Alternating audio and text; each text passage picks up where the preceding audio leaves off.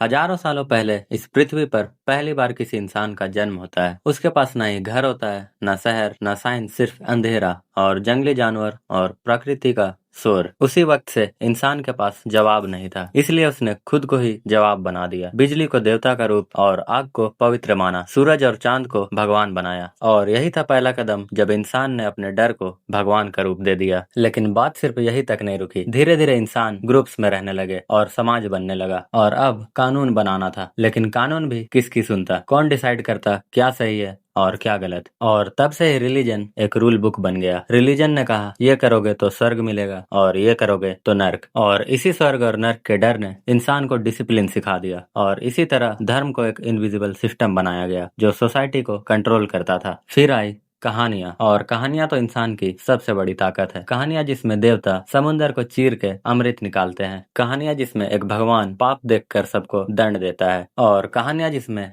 एक ऊपर वाला इंसान की हर छोटी बड़ी गलती देख रहा है। क्या ये सच था? शायद नहीं, लेकिन यही कहानियां इंसान के साथ बढ़ने लगी। एक ही भगवान की पूजा करने वाले लोग एक समाज बन गए। फिर एक ही धर्म के नाम पर लोग जुड़ने लगे और धीरे धीरे हर जगह अलग अलग धर्म और अलग अलग भगवान जन्म लेने लगे। जब राजा और शासक आए तभी से उन्होंने समझ लिया था कि रिलीजन एक पावरफुल टूल है। अगर लोगों को लगता है कि भगवान उनके फैसलों के पीछे है तो उन्हें कंट्रोल करना आसान हो जाता है। और इसी तरह धर्म पॉलिटिक्स का हिस्सा बन गया। राजाओं ने अपने आप को गॉड का रिप्रेजेंटेटिव कहना शुरू कर दिया। वॉर्स लड़ी गई रिलीजन के नाम पर और धीरे धीरे जो सिस्टम इंसान ने खुद बनाया था वही इंसान पर राज करने लगे। फिर वक्त बदला, साइंस आई और साइंस ने कहा सूरज कोई देवता नहीं, एक स्टार है, और बिजली एक नेचुरल डिजास्टर है। डिजीजेस कोई श्राप नहीं बल्कि बैक्टीरिया और वायरसेस होती हैं। अब तो सब क्लियर हो जाना चाहिए था, है ना? लेकिन नहीं, रिलीजन फिर भी जिंदा रहा। क्यों? क्योंकि इंसान सिर्फ दिमाग से नहीं जीता, इंसान दिल से भी जीता है। उसे होप चाहिए, बिलीव चाहिए, मीनिंग चाहिए, और रिलीजन वही मीनिंग देता है। आज भी जब हम बीमार पड़ते हैं तो हॉस्पिटल के साथ मंदिर भी जाते हैं। अगर एग्जाम है तो मैथ के साथ भगवान से दुआ भी करते हैं। अगर प्लेन टर्बुलेंस में हिल जाए तो हमारे मुंह से सबसे पहले यही निकलता है, भगवान। पर सवाल अभी भी यही है कि भगवान ने इंसान को बनाया या इंसान ने भगवान को? पर शायद सच यही है कि इंसान ने अपने डर, अपने सपने, अपनी उम्मीद और अपनी मजबूरी से भगवान को बनाया। और शायद इसलिए चाहे हम कितना भी मॉडर्न क्यों ना हो जाए, चाहे हम कितनी भी टेक्नोलॉजी इन्वेंट क्यों ना कर ले, जब रात का अंधेरा दिल में उतरता है तो इंसान अब भी एक ही नाम लेता है, भगवान का।